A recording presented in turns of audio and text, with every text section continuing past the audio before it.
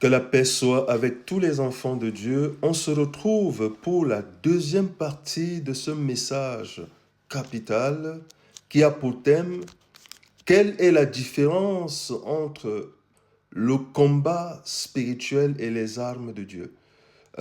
Pour comprendre le sens de cette deuxième partie, je vous invite à regarder la première partie.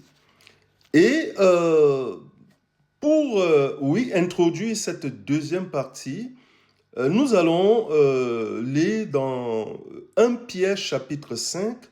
Et dans 1 Pierre chapitre 5, nous lisons à partir du verset 8. Et le verset 8 nous parle, parce que, mon frère, ma soeur, toutes ces choses qui se passent dans le monde obscur, ténèbres, tout ça, ils ont un prince. Maintenant, on te dit comment ton attitude face, je veux dire, aux attaques de leur prince, de leur chef.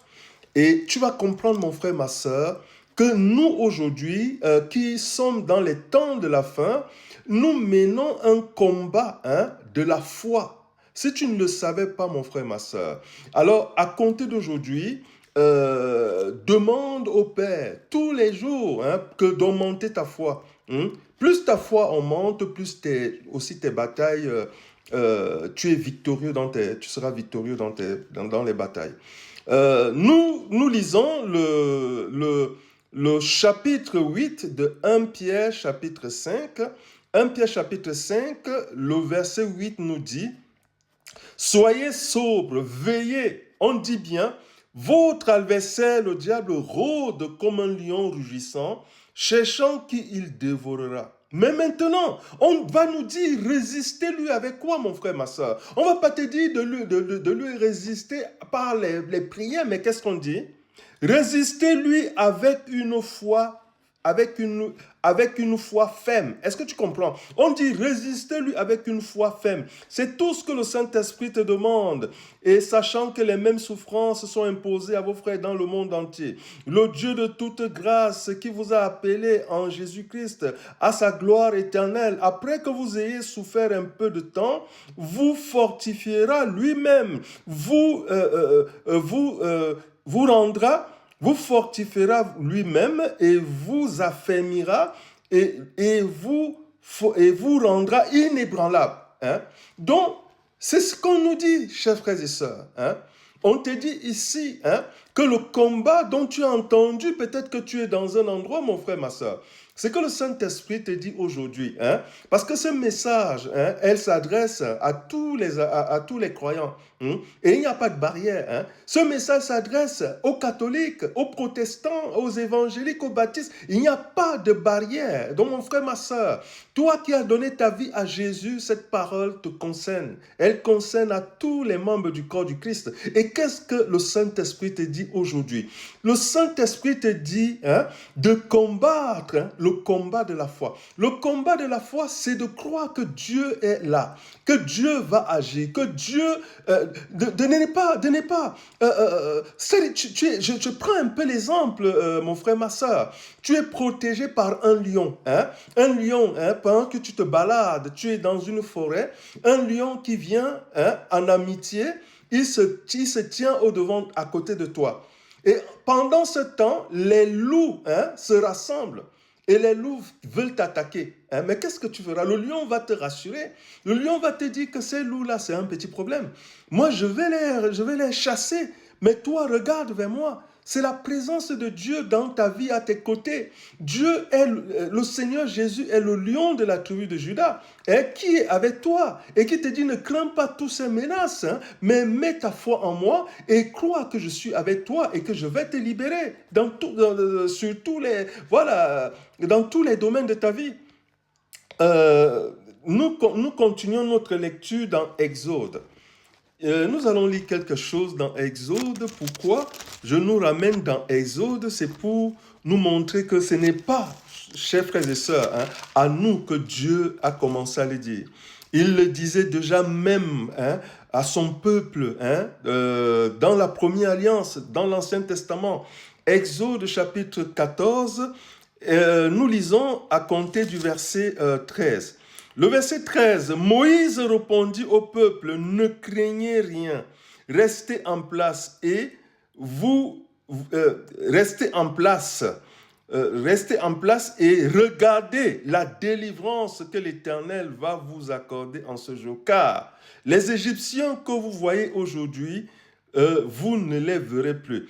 Car l'Éternel combattra pour vous et vous gardez le silence. Est-ce que tu comprends cette parole, mon frère? Tu peux la relire. Hein? Moïse dit au peuple, hein? Et l'Égypte qui était la première puissance, hein? L'armée d'Égypte est derrière Israël. Hein? Israël panique, mais Dieu dit à Moïse, dis à mon peuple de ne pas craindre, de garder le silence. Mais regardez la délivrance de l'Éternel. Et ceux qui ont lu cette histoire, vous savez que l'Israël était face à une grande mer, la mer Rouge. Et Moïse a mis son bâton sur la mer. Les eaux s'étaient fondues en deux. Hein? Et le peuple avait traversé à pied sec sur la mer qui était fondue, sur la terre sec de la mer. Hein? Mon frère, ma soeur, ne regarde pas la situation que tu vis. Quelle que soit la situation, hein, Dieu a une solution. Dieu est la solution. Hein? Il y a des gens qui se disent « Oh, mais ici, je ne peux rien vraiment faire. » Non, mon frère, ma soeur. Parce qu'Israël savait qu'il n'y avait plus d'issue. Parce qu'Israël était face à l'une des plus grandes mers. Hein? Il y avait les eaux. Ils allaient faire comment? Mais Dieu a frayé le chemin. Hein? Et Dieu, qu'est-ce qu'il a fait? Il a fait en sorte que l'armée, hein, parce qu'il avait mis un feu pour empêcher l'armée d'Égypte d'avancer. Il a fait traverser Israël. Et quand Israël a fini de traverser à pied sec, Dieu a enlevé ce feu qui était devant l'armée de l'Égypte. Et l'armée d'Égypte a foncé aussi ils se sont dit qu'ils devaient aller exterminer Israël. Mais qu'est-ce que Dieu a fait? Dieu a ramené les eaux sur toute l'armée d'Égypte. Et on n'a plus entendu parler de l'armée d'Égypte. Mon frère, ma soeur, je ne sais pas la situation que tu vis, mais Dieu te dit, mets ta foi en moi et tu n'entendras plus parler des menaces. Tu n'entendras plus parler de ces gens parce que je suis avec toi. Mon frère, ma soeur, ce n'est pas un pasteur, ce n'est pas un apôtre, ce n'est pas une personne que tu mets, c'est en Christ. Moi, je suis un canal, moi qui te parle. Hein? Je suis le canal de Dieu. Mais ce n'est pas en moi que tu mets ta confiance, c'est en Dieu. Et c'est pour te dire, mon frère, ma soeur, que si ta confiance est en Dieu, alors tu verras des victoires dans ta vie. Nous allons prendre Ésaïe. Et dans Ésaïe 59, la Bible nous confirme ce que je suis en train de dire. Ésaïe 59, nous lisons le verset 19. Qu'est-ce que le verset 19 nous dit? Et c'est pour te dire, mon frère, ma soeur, que si on t'avait dit que c'est toi qui combats tes ennemis, ce n'est pas vrai. Hein? Ça, c'est une fausse doctrine. Ésaïe 59, verset 19 dit, « On craindra le nom de l'Éternel depuis l'Occident, et sa gloire depuis le soleil levant. Quand l'adversaire viendra comme un fleuve, l'Esprit de l'Éternel le mettra en fuite. » On dit ici que quand l'adversaire, quand l'ennemi viendra comme un fleuve, mais on dit qu'une seule personne, on dit l'Esprit de l'Éternel le mettra en fuite. Donc mon frère, ma soeur, ce ne sont pas les prières, parce qu'on parle, on crie. Non, c'est une seule personne qui met l'ennemi en fuite, c'est le Saint-Esprit. Et voilà pourquoi le Seigneur Jésus a attendu, hein, lui qui était loué, glorifié à sa naissance, depuis sa naissance par les rois mages.